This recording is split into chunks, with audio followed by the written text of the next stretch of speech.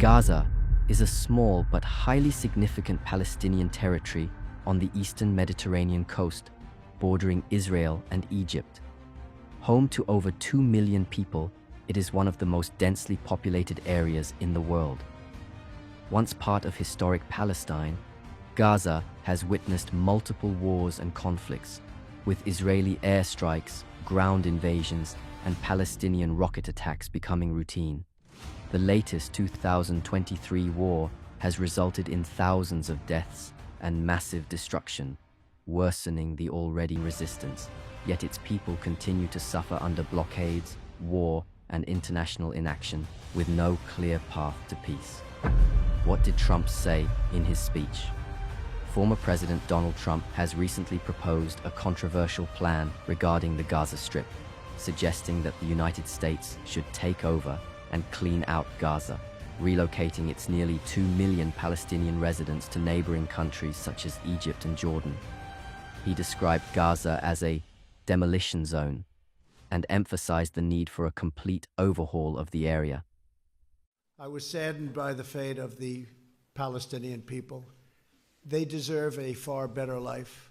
They deserve the chance to achieve their extraordinary potential.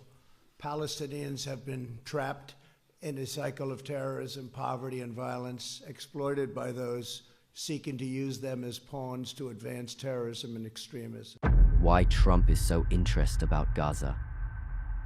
Donald Trump's intense interest in Gaza is deeply rooted in his pro-Israel policies, hardline stance against Iran, political ambitions, and his broader national security agenda, all of which play a crucial role in shaping his domestic and foreign policy narratives.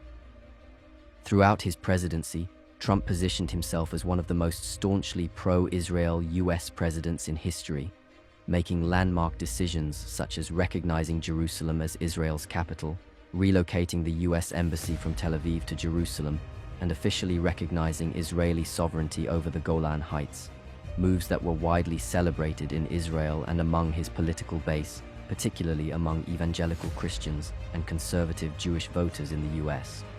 His administration also played a key role in securing the Abraham Accords, a series of agreements that led to several Arab nations, including the United Arab Emirates, Bahrain, Morocco, and Sudan, normalizing ties with Israel, a diplomatic breakthrough that he sees as a major part of his foreign policy legacy. Here's a reminder to please like and share the video and subscribe to our channel to watch more videos on history, civilization, and identity. Let's continue now.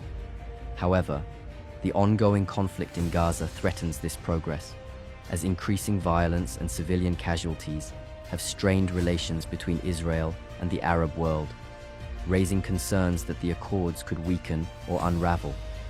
Trump has repeatedly blamed the Biden administration for failing to prevent the Hamas attack on Israel on October 7, 2023, arguing that his leadership kept Israel safe and that Hamas would never have dared to launch such an assault under his presidency.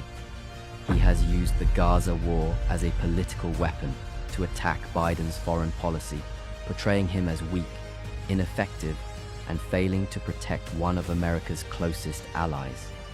In contrast, Trump frames himself as a strong leader who prioritizes national security, counterterrorism, and unwavering support for Israel, making it a key talking point in his 2024 presidential campaign. Save Israel, right? Save Israel. And when I'm back in the Oval Office, I will support Israel's right to win its war on terror. They have to have a right to win the war.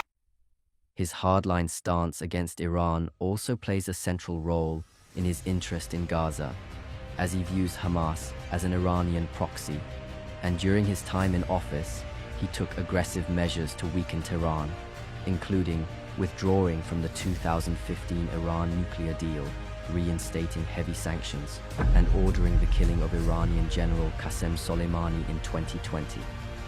Trump has long argued that Iran is the greatest destabilizing force in the Middle East, and by taking a strong stance against Hamas in Gaza, he reinforces his anti-Iran narrative while appealing to Republican voters who favor a tough, militaristic approach to foreign policy. Beyond foreign affairs, Trump has also linked the Gaza conflict to US domestic security and immigration policies, warning that Palestinian refugees or other Middle Eastern migrants could pose a terrorist threat if allowed into the United States.